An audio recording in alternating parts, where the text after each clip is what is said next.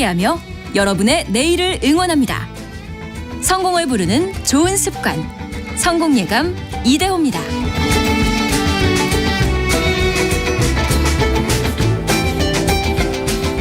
성공예감 이대호입니다. 2부의 문을 열겠습니다. 저희가 아까 1부에 내드렸던 경제상식 퀴즈 정답은 가격표시제, 가격표시제도였습니다. 많은 분들이 오답을 보내주셔서 감사드립니다. 조권님이 물가 상승이 장기간 지속되면 가격표시제 판을 바꾸느라 이 비용까지 자영업자에게 부담이 되지 않을까요? 그러네요. 가격을 올리면서 또 숫자를 고쳐 쓰고 또 어느 식당 가보면은 앞에 이렇게 종이로 하나 덧댔는데 그 위에 또 덧대게 되고 그래서 많이 올리셨구나라는 생각도 되게 되고요. 9236님 가격 표시제 이거 표시 안 하는 미용실, 음식점 이용 시 참 답답합니다. 편의점도 어떤 상품들은 가격 표시를 안 합니다. 바코드 찍을 때 예상보다 비싸서 깜짝 놀라곤 합니다. 라고 이야기를 해주셨고요. 7910님 예전에 짜장면 한 개 3,000원 보고 들어가 보니 평일 점심때만 된다 하기에 그냥 나왔던 기억이 있네요. 라고 해주셨고요. 신창근님 가격 표시제는 시각적인 효과에서 그런지 표시를 안 하는 것보다는 조금 더 투명하고 신뢰가 가는 것 같습니다. 맞습니다. 그 의무적으로 뭐 학원도 그렇고 미용실도 그렇고 주유소도 그렇고 밖에 표시를 해야 되는데 간혹 이걸 또 안 하는, 이걸 지키지 않는 데들이 있는데 그런 데들은 스스로 신뢰를 깎아먹는 거죠. 스스로. 오늘 코스피 코스닥 한번 볼까요? 증시 코스피는 9포인트 0.34% 내리고 있는데 2481포인트로 코스닥은 2포인트 0.27% 오른 826.7포인트 가리키고 있고요. 환율은 1331원으로 1330원대 다시 올라선 모습입니다. 지표상으로는 소비자 물가지수가 좀 잡히고 있습니다. 우리나라도 그렇고 미국도 그렇고 이걸 포함해서 증시의 향방도 같이 이야기를 해볼게요. 86번가 정광우 대표와 함께하는 날입니다. 어서 오세요. 네, 안녕하십니까. 안녕하세요. 밤사이에 미국의 생산자 물가지수가 발표가 됐죠. 요거는 좀 예상에 부합되는 결과들이 나왔네요. 네, 그렇습니다. 사실 연초에만 해도 생산자 물가도 예상치 대비해가지고 높게 나오면서 잠시 또 우려를 좀 일으켰었는데 최근에는 보시게 되면 연달아 가지고서 뭐 예상치 대비로도 그리고 절대치로 봐가지고서도 지금 물가가 많이 높아진 이래로는 뭐 몇 년 만에 최소 이런 식의 숫자가 계속해서 나오고 있고요. 간밤에 나온 생산자 물가도 예상 대비 조금씩 다 낮게 나왔습니다. 생산자 물가 지수는 한 시차 3개월에서 6개월 정도 시간을 두고 소비자 물가에 영향을 두게 되는데 우리가 이제 많이 주목하고 있는 미국의 소비자 물가 지수 CPI 4월께 전년 동기 대비 상승률이 4.9%가 나왔습니다. 원래 예상치는 5.0이었는데 예상치보다 상승률이 더 낮게 나왔고 9, 8, 7, 6, 5, 4 이제 앞자리를 4자까지 보기 시작을 했습니다. 그 의미를 좀 먼저 풀어주실까요? 네, 일단은 뭔가 앵커링이라고 하죠. 앞에 숫자가 바뀌게 되면 우리도 이제 물건 살 때 5,000원하고 4,990원이 조금 느낌이 다르듯이 그렇죠. 4자로 내려왔다라는 것 자체는 상당히 의미가 있다라고 생각을 합니다. 이제 사실 근데 그 전월도 보게 되면 소수점까지 가게 되면 5가 아니라 4.98 뭐 이랬었거든요. 근데 반올림 해가지고 5가 나온 거긴 한데 어쨌든 물가가 무난하게 잘 내려가고 있다라는 걸로 봐야 될 것 같고요. 일단 그 시장의 예상 대비해가지고서 왜 조금씩 낮게 나오느냐 물가가. 그리고 절대치가 어떻게 해가지고 좀 내려가느냐에 대해 가지고서 말씀을 드려볼까 해요. 그러니까 당초에는 그런 말씀들을 우려들 하셨던 것 같아요. 뭐 에너지 가격이 좀 내려왔고 그리고 중고차가 많이 올라갔다 좀 내려오니까 그거 덕분에 물가가 조금 잡힐 수는 있겠지만은 그보다 더 내려가긴 어렵지 않을까라고 했는데 요즘은 어디에서 지금 힘을 내 가지고서 이 물가 안정이 이루어지고 있느냐라고 하면 바로 이제 식품 쪽에 물가가 내려오고 있습니다. 그러니까는 뭐 다시 한번 짧게 말씀드리면 물가가 제가 내려간다고 해가지고 마이너스가 아니고요. 그러니까는 물가라는 거는 인플레가 있고 그 다음에 상승 폭이 둔화되는 디스인플레가 있고요. 상승 자체가 아니라 이제 마이너스로 물가가 정말로 내려가게 되는 절대치가 이제 디플레가 있는데 제가 오늘 말씀드린 건 전부 다 디스인플레이션이다라는 거를 일단 조금 고려를 해주시고요. 인플레이션이 조금 완화되는. 네, 그렇습니다. 그러니까는 그런 측면에서 이제 식품 쪽도 굉장히 물가 상승이 높게 나타났었어요. 근데 식품 쪽이 과거의 사례를 보면 그 비료 가격에 굉장히 연동이 많이 되는 그런 경향이 있었습니다. 그리고 비료 가격이 작년에 급등을 했었는데 그 주요 이유라고 하면은 비료라는 것이 또 석유를 가지고서 만들다 보니까 네. 러시아 우크라이나 전쟁 이후에 석유 가격이 급등을 하면서 북미 쪽에 비료 가격이 많이 올랐었던 거거든요. 근데 그게 굉장히 안정화가 됐습니다. 네. 그래서 이 부분은 이제 시차를 두고서 식품 가격의 안정화로 이어지게 될 것이고 지금 실제 그런 모습이 올 초 이후부터는 나타나고 있습니다. 그러다 보니 식품 쪽이 제가 볼 때는 앞으로도 올해 내내 물가 헤드라인 물가의 안정에 기여를 하게 되지 않을까. 그래서 요 점을 한번 좀 봐주셨으면 하는 생각이고요. 네. 그 다음에 이번에 물가에서 우리가 바라보게 되면은 드디어 주거비가 상승폭이 꺾이기 시작을 했다라는 네. 아주 또 좋은 소식입니다. 그러니까는 그 여러 가지 그 물가 관련해 가지고서 각종 선행 데이터라고 하는 것들을 우리가 연구해 놓은 것들이 있습니다. 뭐 가령 제가 방금 말씀드린 식품 쪽은 비료 가격에 후행해 가지고서 움직인다. 이런 말씀을 드렸는데 주거비의 경우에는 집값에 한 1년 반 정도 후행해 가지고서 움직인다라고도 이렇게 말들을 많이 하거든요. 그 이제 월세가 매매 가격에 조금 후행한다. 네, 그렇습니다. 근데 미국 기준이니까요. 네. 네, 근데 요 부분만 딱 떼놓고 보면은 그 선행 데이터가 그 동안에는 작동을 안 했었어요. 그러니까 미국의 집값 상승률은 네. 이미 작년부터 꺾여 내려와가지고서 계속 그 상승폭이 떨어지고 있거든요. 네. 하지만 그럼에도 불구하고 주거비 상승폭은 계속해가지고서 전년 동월 대비로 해서 올라가고만 있었습니다. 네. 그러다가 그게 이제 마침내 살짝 꺾여 내려오기 시작을 했습니다. 그래서 당초에는 이 관계성이 혹시나 이번 사이클에서는 깨진 것 아니냐 이런 우려도 좀 하셨는데 제 생각에는 그 관계성이 다시 있는 것으로 보인다라는 거를 회복한 것만 해도 큰 일이고 그래서 이 부분이 집값의 상승폭 둔화에 뒤따라서 주거비 상승폭도 계속해서 내려가게 된다라고 하게 되면은 물가 안정에는 굉장히 큰 힘이 되지 않을까. 왜냐하면 주거비가 무려 35%나 물가에서 차지를 하거든요. 네. 그렇기 때문에 이 부분이 크게 작동을 하지 않을까. 이거 지금 비중 말씀드리니까 한 가지 더 얘기 드리자면 앞서 제가 언급한 식품 같은 경우가 네. 생각보다 큽니다. 13.5%거든요. CPI 기준으로. 예. 근데 우리가 많이 얘기하는 에너지 다 합쳐봤자 6.9%고요. 중고차는 해봤자 2.7%입니다. 그러니까 예. 큰 항목들이 이제 방향이 돌아서서 네. 내려오고 있다. 예, 그 점에서 상당히 내용 자체가 세부적으로 봐도 고무적이었다라고 평가할 수 있겠습니다. 그러니까 미국의 소비자 물가 지수 CPI를 구성하는 것 중에 큰 것들, 주거비, 식품 이런 게 내려오면서 쿵쿵 이렇게 더 많은 기여를 하게 될 것이다. 네, 그렇습니다. 그 예전에 3%대 상승률을 보게 될 것이다라는 말도 해주신 적 있잖아요. 그게 네네. 5월 데이터가 나오는 6월이었나요? 아니면 6월 데이터가 나오는 7월이었나요? 6월 데이터가 나오는 7월입니다. 왜냐하면은 뭐 여기에는 작년도 기저 효과가 작동을 합니다. 그러니까 베이스가 굉장히 작년에 높다라는 거죠. 네. 작년에 기억해 보시면은 소비자 물가 지수 전년 동기 대비 상승 제일 높았던 때가 6월이었고 9.1%였습니다. 그러다 보니 전년 동월 대비로 따지면 올해 6월 달이 일단은 물가 모멘텀이 가장 강할 것 같아요. 그러니까 네. 물가 하락의 모멘텀이 그러니까 내려오는 것에 있어가지고서요.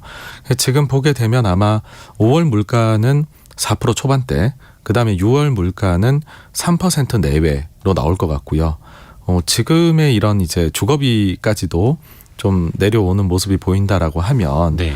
6월 지표는 운이 좋다면 앞자리를 2도 볼 수 있지 않을까라고 생각을 합니다. 6월 지표가요? 네, 7월에 그렇습니다. 나오는 미국의 6월 소비자 물가 지수 상승률이 앞자리를 2도 이제 운 좋으면 볼 수 있지 않을까. 2.9 이런 식으로 네, 이번에 네. 우리가 4.9를 보게 된 것처럼. 네, 물론 이제 이거는 너무 기저가 낮아서 그런 효과도 있기 때문에 네. 그 뒤에 가을엔 다시 좀 올라갑니다. 그러니까 한 3% 중반 정도까지로 재차 상승이 나오긴 할 건데 그 뒤에는 이제 또 연말로 가면서 내년 넘어가면서는 저는 3이나 혹은 이제 그 아래로 이렇게 물가는 지금으로 봐서는 안정화되는 국면으로 들어가는 것 같습니다. 이야, 그 앞자리 2자를 보게 되면은 미국 연준에서 목표로 하는 2% 정도의 물가 상승률로 가게 된다라는 건데 한번 그 지점에 가서 또 한번 이야기를 나눠볼게요. 다시 이제 국내 이야기로 우리 이야기로 좀 와볼게요. 앞에 일부에서 원탁의 기자들 때도 공공요금, 특히 전기요금 이야기 많이 했고 한국전력의 이제 자구책이 먼저 이제 발표될 예정이라는 이야기도 했는데 조금 전에 한국전력이 자구책을 발표를 했네요. 여의도에 있는 남서울본부 빌딩 등 이런 자산을 매각하고 또 전체 임직원의 임금을 동결하는 걸 추진을 해서 약 25조 7천억 원 규모의 재무 개선 노력을 기울이겠다. 25조 7천억 원 규모의 뭐 그만큼의 땅도 팔고 건물도 팔고 임금도 동결하고 이런 이야기인데 물론 그렇다고 해서 전기요금을 안 올릴 수 있을 것이냐는 또 다른 문제일 것 같아요.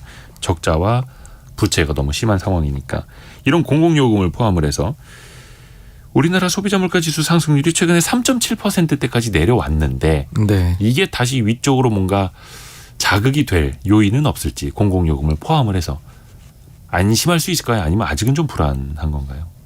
네, 말씀해 주신 대로 한국의 지금 우리나라의 소비자 물가 지수도 예상 대비 해가지고서 쭉쭉 떨어지고 있습니다. 네. 특히 여기에 기여를 많이 하는 거는요. 우리 경우는 사실 통화 정책이 물가를 그렇게 못 움직이거든요. 왜냐하면은 수입 물가가 차지하는 게 너무나 크고 네. 그러다 보니까는 환율, 그 다음에 또 하나가 에너지 가격 네. 이 두 가지가 정말 크게 영향을 미칩니다. 물론 이제 환율을 우리가 통화 정책으로 컨트롤할 수 있느냐 없느냐에 대한 판단에 따라 좀 다르긴 하겠지만 네. 어쨌든 우리는 외부 변수에 굉장히 크게 영향을 받고 그렇게 봤었을 때는 외부 변수가 많이 개선이 됐어요. 작년 대비해서. 그러다 보니까는 아마 소비자 물가는 여기서 더 떨어질 것입니다.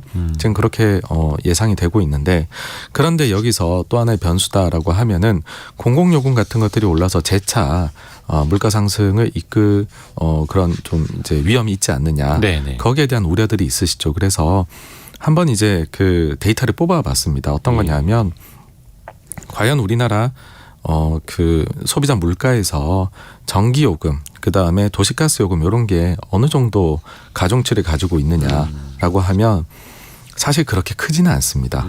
전기료 같은 경우에는 1.55%이고요. 그 다음에 도시가스는 1.27%입니다.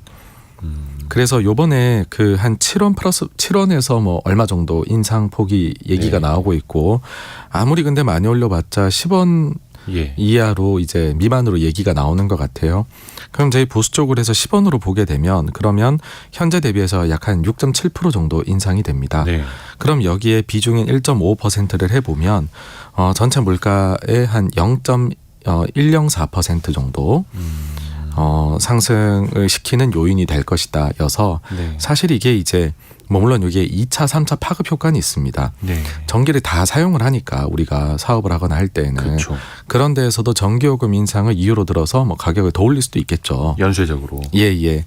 뭐 그런 부분까지 보면 더 커질 수도 있겠지만은 이 부분만 딱 떼놓고 봤었을 때는 사실 그리 크지가 않고 우리는 오히려 수입 물가가 훨씬 더 영향을 물가에서는 많이 미친다이고 일단 그런 측면에서는 최근에 뭐 유가가 좀 안정되고 그런 측면들이 도움이 되고 우리 입장에서는 그 무역 수지가 개선이 되어서 그래서 환율이 여기에서 더 안정적으로 그러니까 1,300원 아래로 내려가는 것이 실은 요런 이제 공공요금들보다는 더 중요하다고도 볼 수가 있을 것 같습니다.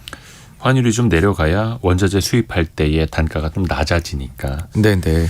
근데 사실 이런 부분에만 또 하게 되면 이거는 이제 물 떠놓고 기다리고만 있는 거잖아요. 그렇죠. 대외 변수니까. 네. 그래서 이런 경우에는 과거 사례를 보게 되면 정부들이 보통 본인들이 나설 수 있는 그러면서 물가 지수에 그러니까 실제 우리 생활 물가가 아니고요. 물가 지수에 영향을 많이 미칠 수 있는 쪽으로 보통 손을 대더라고요. 그랬을 때 대표적으로 나올 수 있는 것들이 있습니다. 네. 물가 지수 개편. 이제 물가 지수 내에서 비중이 높은 네. 항목에 대해서 가격이나 압박이 들어가는 거죠. 그 대표적인 게 뭐냐면 첫째 통신입니다. 아하. 우리가 각종 복합 상품으로 통신에 뭐 인터넷, 휴대폰 가입을 하잖아요. 많이 쓰니까요. 예, 그거 하면은 통신이 차지하는 비중이 4.79%입니다.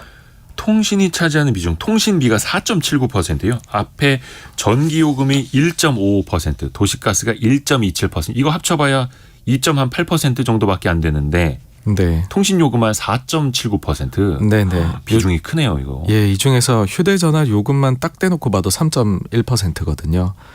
그러니까는 이게 이제 일본의 사례도 있는데요. 예. 2년 전에 일본에서 통신요금 반값 통신료 만들라 해가지고서 그걸로 물가가 한번 확 잡혔습니다. 아하. 그러니까 우리나라에서도 계속 아마 제가 볼 때는 앞으로 정부에서 통신요금에 대한 압박이 물가를 만약 잡겠다라고 하면 나오지 않을까. 그 다음에 또 한 가지가 교육비입니다. 그러니까 대표적으로 항상 이런 얘기들이 나온다라는 거 여러분들 기억을 하실 텐데 왜 그러냐면 우리나라 물가에서 교육비 차지 비중이 7%입니다. 크네요. 네, 초중고 학원비가 휴대전화 요금보다 높아요. 3.2%. 그다음에 사립대 납입금이 1.08%. 그래서 또 이제 교육비에 대한 얘기를 하겠죠. 제가 볼 때는 아마 그럴 가능성이 높지 않을까 물가 잡는다라고 정부에서 얘기를 하면은요. 네. 전기요금, 도시가스요금 다음은 통신교육이 될 수 있다. 자, 그런데 이제 이게 전기요금도 그렇고 도시가스도 그렇고 소비자 물가 지수, 그 지수에서 차지하는 비중은 합쳐봐야 뭐 2.8% 조금 넘지만 숫자랑은 다르게 또 이제 체감이 사람들에게 많이 되니까 앞에서 맞습니다. 말씀하신 것처럼 예. 연쇄적인 가격 도미노로 이어질 수도 있겠고 인상 측면에서 또 여론이 또 안 좋아지면 정치권의 또 지지율도 신경을 써야 되고 막 이래서 그래서 한국전력의 전기요금도 올리기가 어려운 거고 서민들 입장에서는 또 물론 안 올리면 좋겠고 양면성이 다 있죠. 자, 이제 투자 시장으로 자본 시장으로 좀 한번 눈을 돌려볼게요. 얼마 전에 또 열렸습니다만 버크셔 해서웨이 정기 주주총회가 열렸죠. 참고로 버크셔 해서웨이의 클래스 A라고 하는 A 주식의 주가가 우리 돈 기준으로 한 주에 6억 5천만 원까지 올랐더라고요. 그런데 워런 버핏 회장이 이런 이야기를 했어요. 이제 쉽게 돈 벌던 시대는 지났다. 그러면서 버크셔 해서웨이의 어떤 현금성 자산 비중도 늘어났습니다. 그러면 지금은 뭔가 투자를 좀 하지 말아야 될다라는 뜻인지 아니면 그 반대라는 의미일지 혹시 어떻게 해석하세요? 뭐 저는 기본적으로 네. 그 버크셔의 경우에는 그 시장 사이클에 대한 부분에 대해서 많이 신경을 쓴다기보다는 본인들의 기준에 맞는 기업이 이제 본인들의 레이더 안에 들어올 때를 기다리는 곳이다라고 생각을 해요. 그래서 매크로에 대해 가지고서 몇 가지 이제 힌트를 얻을 수는 있겠지만은 그보다는 사실 투자의 정수라고 해야 될까요? 네. 기본기 이런 거를 어떤 식으로 워렌 버핏이 이야기를 하느냐 그런 쪽에 좀 더 포커싱을 해가지고 봐야 된다라고 보는데 네. 저 개인적으로 느낀 바를 말씀을 드리자면은 첫 번째로는 이게 이제 그 뭐 놀라운 수익 이런 시기에 대한 발언을 할 때 미국의 그 인크레더블 피리어드가 끝나간다 이런 얘기를 했거든요. 그러니까 놀라운 시기가 지나가는 것 같다인데 그 표현 자체가 저는 놀라웠던 건 딴 게 아니라 그 지난 2008년 9년의 금융위기 네. 이후부터 워런 버핏이 아주 극단적일 정도로 미국에 대해서 예찬론을 펼쳤었거든요. 작년에도 보시게 되면은 레터를 쓸 때 미국에 대해 가지고서 본인이 얼마나 미국에 투자하고 있으며 미국의 반대편에 왜 서면 안 되는지 이런 것들을 강조를 해왔는데 지금 그 표현이 좀 변했다라는 겁니다. 그러면은 이게 이제 미국이 그러면 별로 이제 투자 매력이 별로라는 것인지 본인이 보기에 상대성에서 아니면은 상대적으로 봤었을 때 다른 곳들의 매력이 좀 더 낫다라는 것인지에 대해서는 우리가 좀 더 살펴볼 필요가 있지 않을까 이고요. 네. 더 과거로 가보면은 그 이제 미국에서 그때 9.12 테러가 있고 그 뒤부터 금융위기 발발하기 전까지 그때는 오히려 버크셔도 그렇고 워런 버핏도 미국 이외 시장에 집중하는 모습을 보였었습니다. 그때가 한창 뭐 포스코나 이런 기업들의 투자를 많이 할 때였었고요. 네. 당시에는 뭐 버핏은 이제 경제 지표나 매크로에 대해서는 별로 얘기를 안 하는 걸로 알려져 있잖아요. 네. 근데 그 시기는 어땠냐면 달러화가 약세로 갈 것 같다라는 이야기를 공공연하게 했었고 그게 논쟁이 붙어가지고서 앨런 그린스펀 당시 연준 의장하고의 이제 일종의 그 신문상에서는 논쟁처럼 그렇게 그게 비화되기도 했었습니다. 네. 그러니까는 이제 저는 여기서 조금 더 나아가서 과연 버핏이 다른 쪽에 더 매력이 있다라고 보는 것인지 같은 게 아마 앞으로 포트가 변화하는 걸 보면 드러나게 되겠죠. 네. 그러니까 지금으로 봐가지고서는 일본에 대한 투자를 좀 늘리고 있고 네. 그 다음에 샀다가 바로 팔긴 했지만은 TSMC 같은 경우에는 미국 이외 지역에 대한 투자이기는 했었거든요. 네. 그래서 당장 저는 이거 가지고서 바로 비관론을 가질 필요는 없다. 이고 오히려 혹시 다른 지역으로 좀 눈을 돌리는 것은 아닐까라는 가능성도 우리가 생각은 해볼 필요가 있다. 그리고 또 한 가지가 버크셔가 가지고 있는 현금의 액수 같은 경우에는 사실 크게 달라지지 않고 있습니다. 매 분기마다. 그러니까 지난 몇 년 동안 크게 달라지지 않고 있는데 그 이유는 뭐냐면은 버핏이 이제 산 주식 자체는 뭐 산 것보다 판 게 더 많다더라 이런 얘기를 하지만 네. 자사주를 많이 사고 있어요. 버크셔. 그러니까는 저는 요 부분도 논쟁거리 중에 하나라고 봐요. 그러니까 버크셔가 그러면 실제로 투자를 줄이고 있는 거나 주식시장에 대해서 어떻게 하고 있느냐에서 자사주 매입을 그러면 투자로 볼 것이냐 아닐 것이냐에 따라 가지고서 너무 많이 달라지는 거고 그렇다라고 하면은 너무 여기에서 비관론을 가지고 있다라고 그렇게 우리가 뭔가를 뽑아내지는 말자 뭐 그런 생각입니다. 자사주를 산다라는 의미는 물론 뭐 세상 제일 좋은 주식이 버크셔 해서웨이야라는 자신감도 있겠고 자사주는 이제 미국은 거의 매입하면 소각이라고 해서 사자마자 그걸 없애니까 예를 들어서 100주가 있는데 자사주 2개를 사서 소각하면 98주 해서 한 주당 가치를 높이는 네네. 그래서 주주의 가치를 높여주는 행위죠. 그래서 주주들은 좋아하는 거고 그래서 버크셔 해서웨이 주가가 그렇게 수십 년째 올랐던 거고요. 아 맞다. 참고로 내일 토요일이죠. 이번 주 별책 부록에서 워런 버핏의 주주 서한을 다룹니다. 네. 신영증권 김학균 리서치 센터장님과 함께 이번 주 맞죠? 내일 맞죠? 예. 별책 부록을 통해서 혹시나 워런 버핏에 대해서 궁금하신 분들은 그리고 워런 버핏이 주총에서 많이 해왔던 이야기들 궁금하신 분들은 내일 아침 9시 5분에 성공예감 별책 부록 들어주시면 감사하겠습니다. 유튜브로도 방송이 동시에 됩니다. 밤사이 뉴욕 증시에 있었던 좀 변화 몇 가지 좀 한번 짚어볼게요. 월트 디즈니 주가가 거의 9% 폭락했어요. 근데 실적은 나쁘지 않은 걸로 알고 있는데. 네네. 무슨 일이 있었던 겁니까? 가입자 때문입니다. OTT. 네 그렇습니다. 디즈니 플러스 가입자. 네네. 네. 그러니까는 디즈니가 처음에 OTT를 내게 되면 네. 당장이라도 마치 이제 평정을 할 것처럼 막 넷플릭스 금방 따라잡을 것처럼 네. 마블도 있고 막 워낙에나 이제 좋은 이제 그런 IP들을 가지고 있다 보니까 네. 그런 기대들을 했었는데 생각보다는 지금 좀 고전을 하고 있습니다. 그러니까 넷플릭스의 경우에는 어쨌든 계속 해가지고서 분기마다 이제 유료 가입자가 계속 늘고 있거든요. 근데 디즈니는 지금 정체 국면에 들어가 있고요. 벌써 네. 시작한 지 얼마 안 됐는데. 그렇습니다. 후발 주자인데 물론 이제 본인들은 가격 정책을 바꾸면서 이런 일이 벌어졌고 그러다 보니 뭐 한 사람당 이제 단가는 올라갔다라고 하지만 우리가 바라는 건 좀 더 일단 투자자들은 디즈니가 더 침투를 시장에 해주기를 원하는 거거든요. 더 경쟁해라. 네.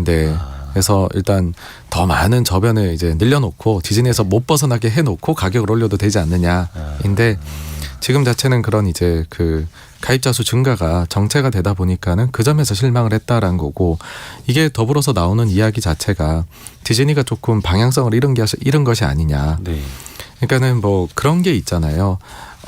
요즘 보시게 되면은 디즈니에서 만드는 그런 내용들 자체가 과거에는 아주 이제 그 정말로 동화 같은 이야기들을 했다라고 하면은 네. 지금은 조금 여기에서 사회적인 얘기들이 더 담겨져 가고 있죠. 뭐 그런 뭐 소수성에 대해 가지고서 우리가 좀 지켜줘야 된다라든지 네네네.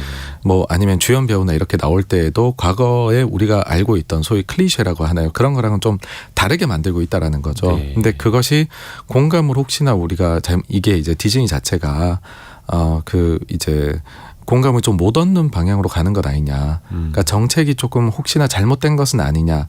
여기까지도 좀 우려를 하다 보니까 그런 부분에서 최고 경영진에 대해 가지고서 어쨌든 투자자들이 조금 우려가 있는 그런 상황이라고 할 수 있습니다. 그래서 디즈니 주가가 9%나 폭락을 했던 미국의 그 중소은행들, 지역은행들 이야기해 볼까요? 거의 뭐 매주 빠지지 않고 우리가 체크를 하고 있는데 물론 이제 대다수 전문가들의 분석은 뭐 지역은행들의 문제는 계속될 수 있다. 다만 그게 중앙까지는 이어지지 않는다. 시스템 문제로 이어지진 않는다라는 건데 많은 서학개미 분들이 또 투자를 하고 계세요. 변동성이 크다 보니까. 팩웨스트 은행이라고 하는 여기는 지난주였던가요? 또 주가가 막 폭등하기도 했었는데 잠시. 네. 밤사이에는 23%또 폭락을 했습니다. 네, 맞습니다. 예금이 지난주에만 9.5% 감소했다고 해요. 사람들이 돈을 빼게 한다는 거죠. 네. 여전히 불안하다 이렇게 봐야 될까요?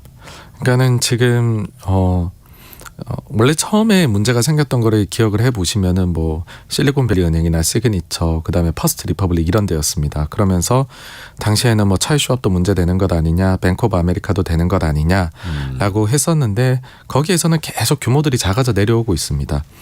그러니까는 뭐 퍼스트 리퍼블릭만 해도 자산이 2천억 달러가 넘었었는데 이번에 지금 얘기 나오는 팩웨스트는 한 400억 달러대 정도거든요. 네. 그러니까는 명백하게 규모 면에선 차이 나는 그래서 점점 이 이슈가 점점 작아져 가고 있다라는 거는 분명한 것 같아요. 네.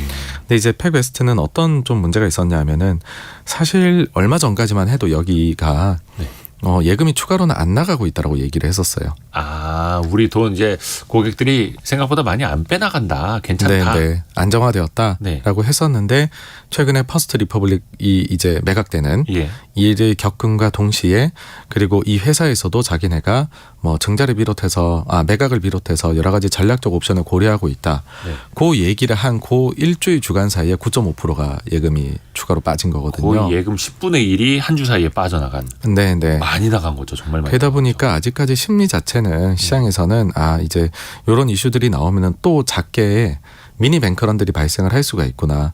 근데 사실 여기가 예금액이 300억 달러가 안 됩니다. 그러니까 10%라고 해도 20억 달러 중후반 정도 되는 숫자이기는 해요. 네. 그래서 그 전에 우리가 봤었던 그런 막 몇백억 달러의 이런 거하고는 거리가 멀기는 하거든요. 네.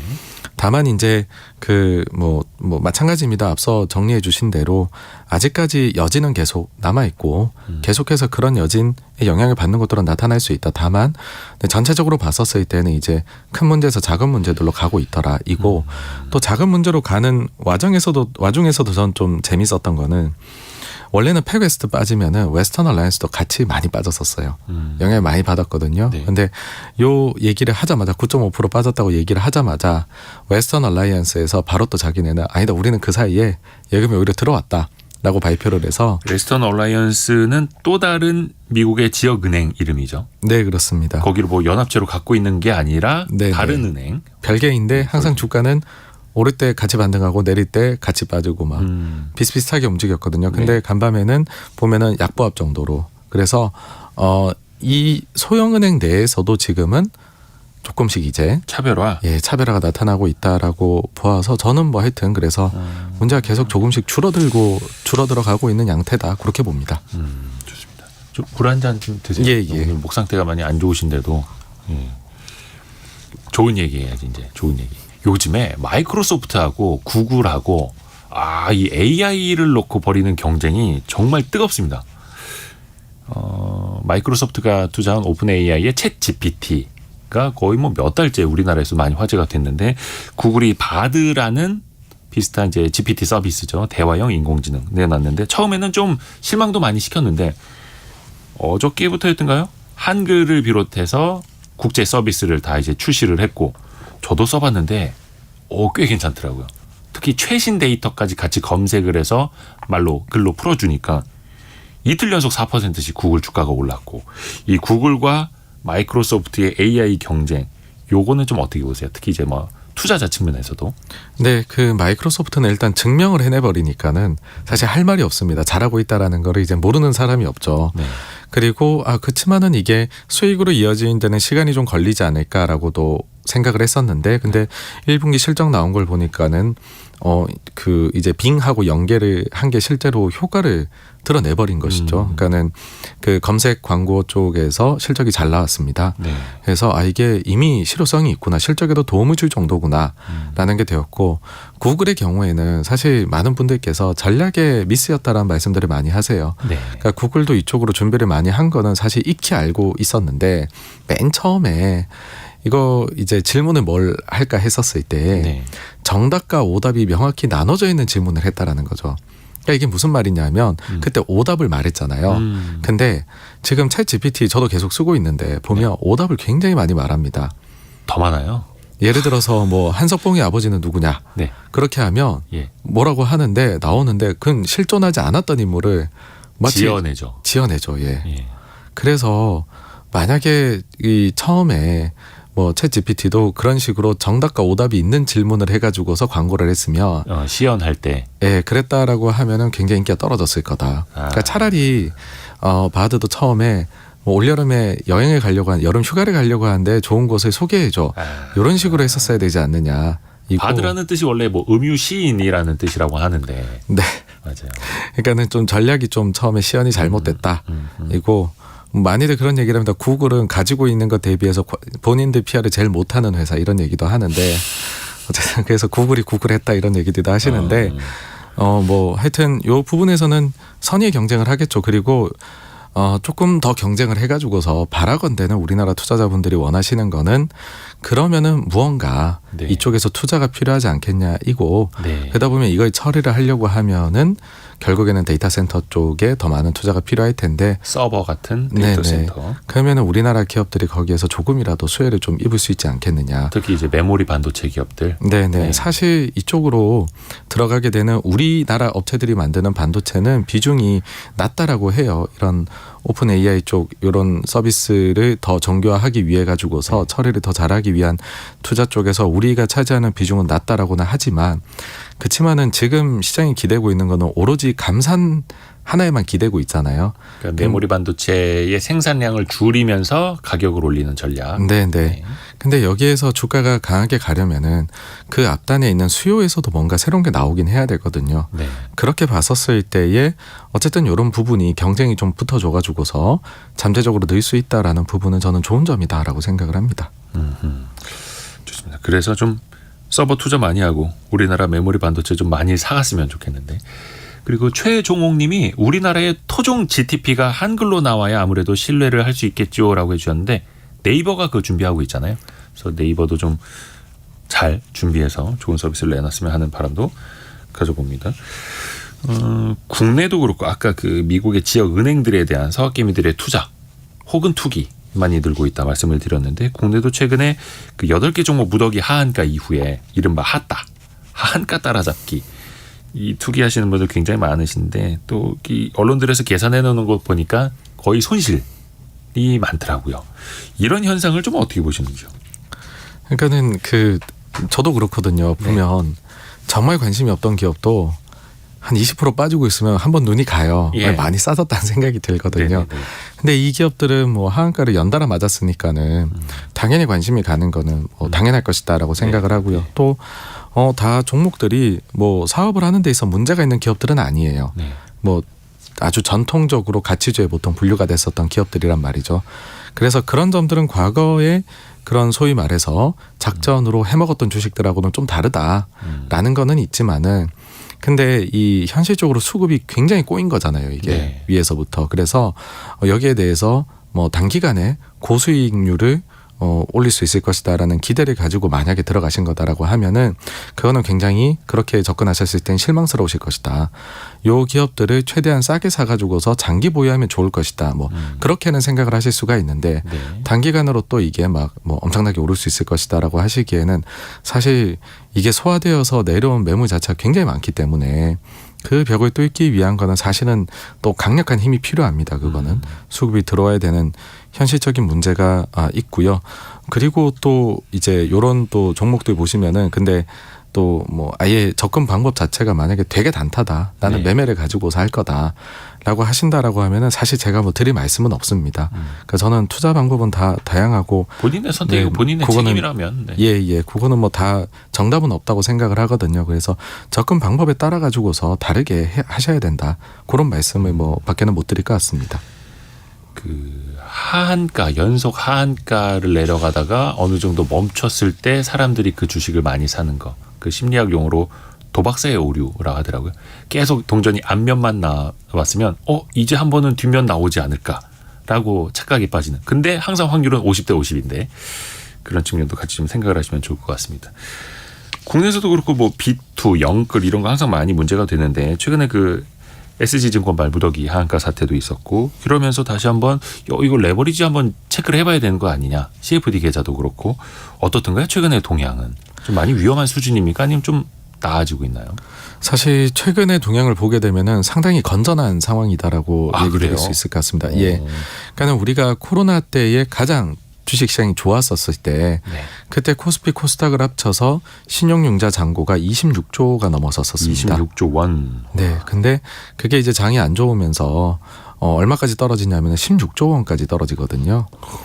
그러다가 지금 이게 최근에 뭐 여러 종목들 뭐 또 개별주도 오르고 하면서 이번 SG 사태가 터지기 전까지는 20조를 또 돌파를 했었습니다. 네. 근데 그 SG 문제가 딱 불거지고 여기도 굉장히 신용이 많았었잖아요. 그리고 이 이외의 종목들에서도 뭐 CFD나 이런 거에서 매도가 나오고 하면서 지금 보시면은 신용융자 잔고가 다시 18조 원대로 내려왔습니다. 네. 그러니까는 그 한 열흘 한 보름 정도 사이에 1조 6천억 넘게 신용이 정리가 되었거든요. 네. 그러면은 우리나라 지금 시가총액이나 이런 거 대비해서 신용융자 잔고가 차지하는 비중을 생각을 해보면은 요거는 뭐 우리가 뭐 비투를 많이 하고 있다 그렇게 절대 얘기할 수 없는 수준이다. 그러니까 생각보다 빨리 정리가 됐다라는 거고 또 그 내에서도 보시면은 오히려 뭐 우리나라의 좀 그 대표 주식들 네. 그런 데를 한번 찍어 보시면 6개월 전보다 신용 잔고가 오히려 줄어든 회사들도 많이 발견이 되거든요. 그래서 전체적으로 봤었을 때에는 신용 상황은 이제는 뭐 걱정을 안 해도 되는 그런 상황이지 않나라고 봅니다. 근데 사실 그 신용 융자를 통해서 수익을 많이 올리는 곳이 바로 증권사들이잖아요. 이번 사태 때문에 뭐 일시적으로 CFD 계좌나 신용 융자를 조금 뭐 이벤트도 그렇고 이걸 좀 줄이는 데들도 나타나고 있고 또 반대로 최근에 외국인 투자자들 동향을 보니까 전부는 아닙니다만 일부 증권주들을 또 순매수하는 모습도 나타나요. 증권주들은 좀 어떨까요? 아무래도 증권주에서 예. 우려가 좀 우려했던 것보다는 좋으니까라는 이유로 매수를 하는 것이지 않나라고 생각을 합니다. 최근에 몇몇 증권사들은 1분기 어닝 서프라이즈가 나오기도 했어요. 네, 맞습니다. 네. 그러니까 이게 작년부터 이어진 건데요. 작년에 보시면은 PF 그다음에 레고랜드발 문제가 있다 보니까 보통 이제 회계 감사하게 되면은 이제 4분기에 1년 도꼴이 다 할 때에 감사가 굉장히 강하게 그 회계사들에게 들어오게 되잖아요. 네. 그러니까 재무제표 자체가 4분기에는 상당히 그 좀 보수적으로 나올 것이다. 그래서 실적이 많이 나쁠 것 같다라고 했는데 4분기가 그렇게 나쁘진 않게 넘어갔었어요. 네.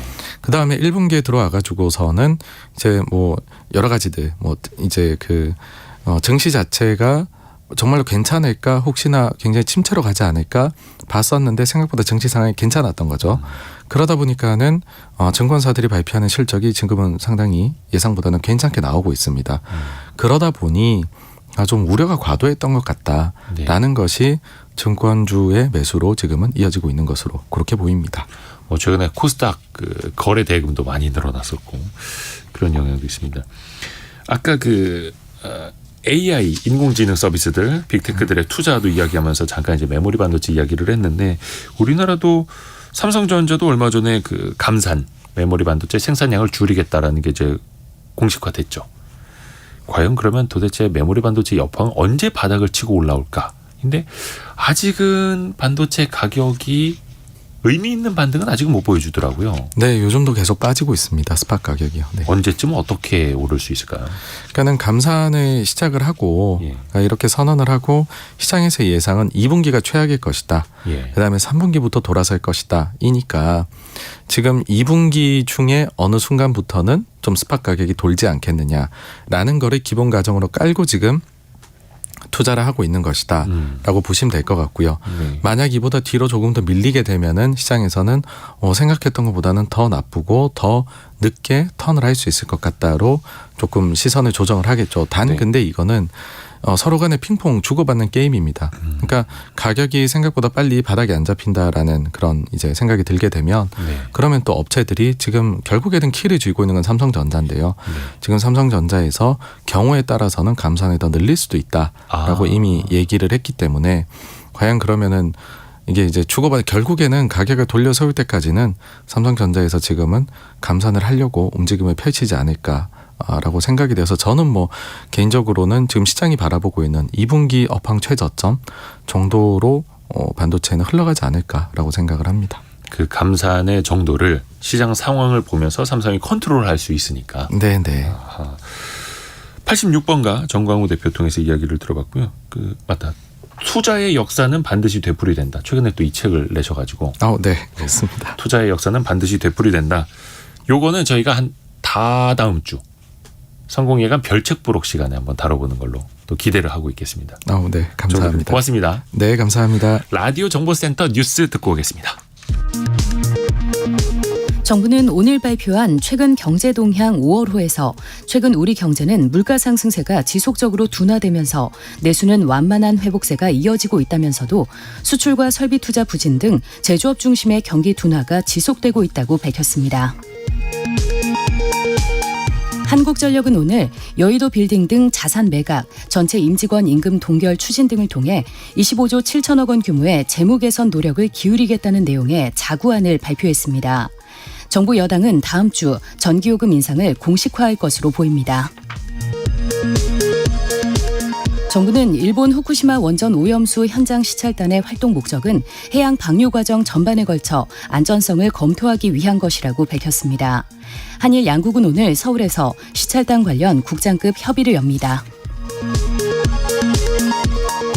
금융위원회는 제1, 2금융권 등 대출 상품 금리를 모바일로 비교한 뒤 기존 대출을 다른 대출로 옮겨갈 수 있는 대환대출 플랫폼 서비스를 오는 31일부터 개시한다고 밝혔습니다. 지금까지 라디오 정보센터 조진주였습니다. 여러분의 질문을 하나하나 모아서 애프터 서비스로 갑니다. 곽지연 리포터 어서 오세요. 네, 안녕하세요. 안녕하세요. 첫 번째 질문은요. 네, 청취자 최은정님. 전입신고 안 된 지난해 계약도 전월세 신고를 해야 되나요? 라고 질문 보내셨어요. 네. 그럼 이에 대한 답변 들어보겠습니다. 오늘 도움 말씀 주실 분은요. 서울 서초구에서 JL 파트너스 부동산 전문 임영호 변호사입니다. 전월세 신고제라고 하는 것은 일단 취지 자체는 세입자와 임대인 간의 그 임대차와 관련된 정보의 불균형을 해소하기 위한 것이고 부수적으로는 이제 탈세 방지 등의 목적도 있다고 생각이 되는데요. 계약서 작성일 기준으로 30일 이내 신고를 하도록 돼 있습니다. 그렇다면 작년에 이제 임대차 계약을 체결을 했는데 전신고를 하지 않은 상태에서 전월세 신고도 하지 않았다. 이 경우는 어떻게 되느냐? 사실 신고라고 하는 것은 원래 해야 되는 게 맞고요. 만약 이것을 하지 않을 경우에는 과태료 처분이 있습니다.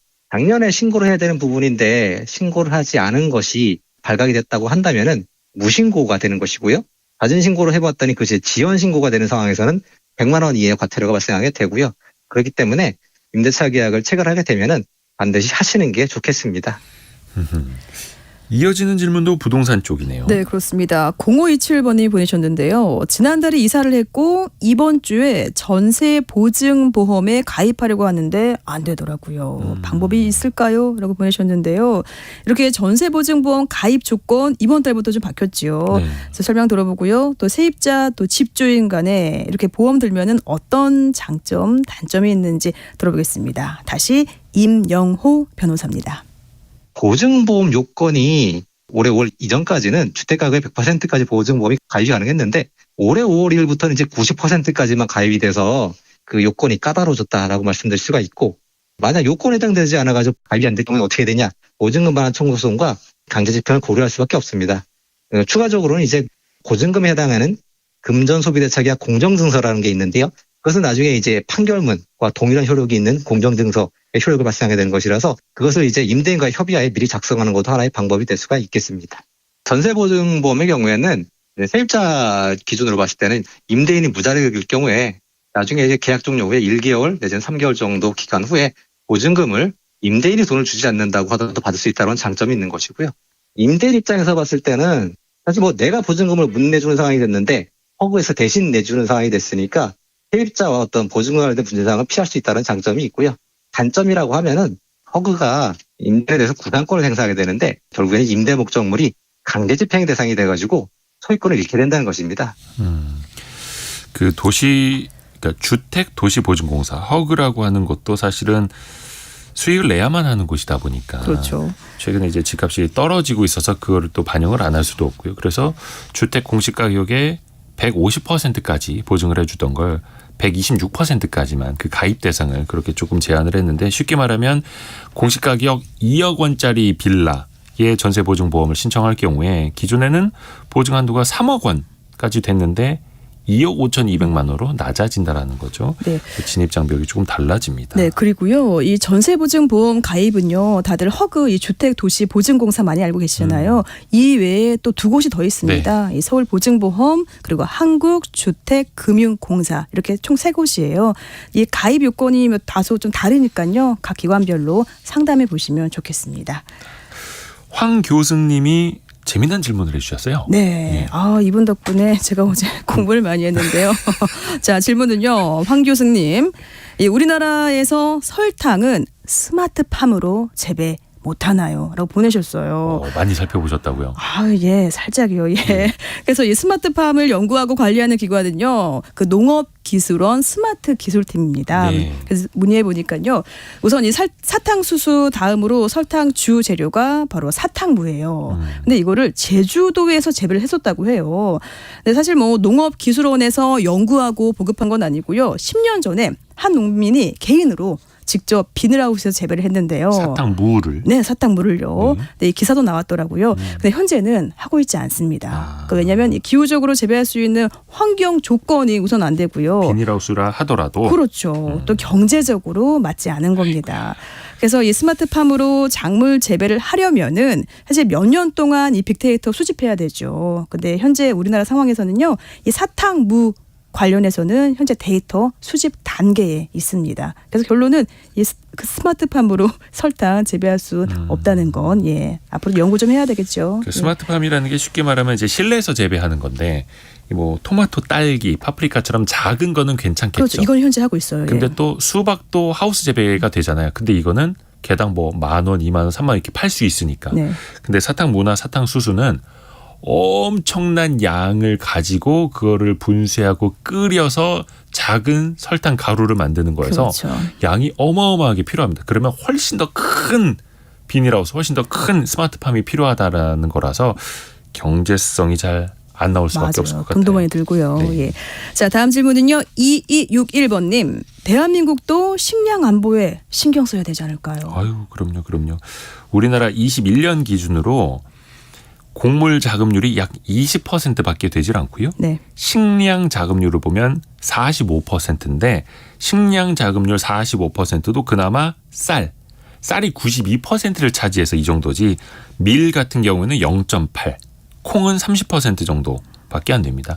사료용 곡물은 거의 전량을 수입에 의존을 하고 있고요. 그래서 우리로선 대책이 필요하다라는 이야기는 많이 나오고는 있습니다만 마땅한 대책이 딱 떨어지지는 않아요. 뭐 예를 들어서 전략작물 직불제, 그러니까 논에다가 콩이나 밀 같은 걸 재배할 경우에는 헥타르당 50만 원에서 480만 원까지 지원, 보조금을 해주기는 하는데 네. 이것만으로 우리나라의 자급률을 많이 높일 수는 없죠. 사실은 또 한계도 있는 게 사실입니다. 네. 오늘 곽지연 리포터 준비 많이 해주셔서 고맙습니다. 네, 고맙습니다. 네, 감사합니다. 오늘 금요일 성공예감 2대5입니다. 벌써 마칠 시간이고요. 내일은 앞에서 말씀드린 것처럼 별책 부록이 기다리고 있습니다. 워런 버핏에 대해서 그리고 그의 투자관, 인생관에 대해서도 잠시 내일 토요일에 같이 한번 들어보시죠. 내일 9시 5분에 다시 돌아옵니다. 성공예감은 오늘도 여러분을 응원합니다.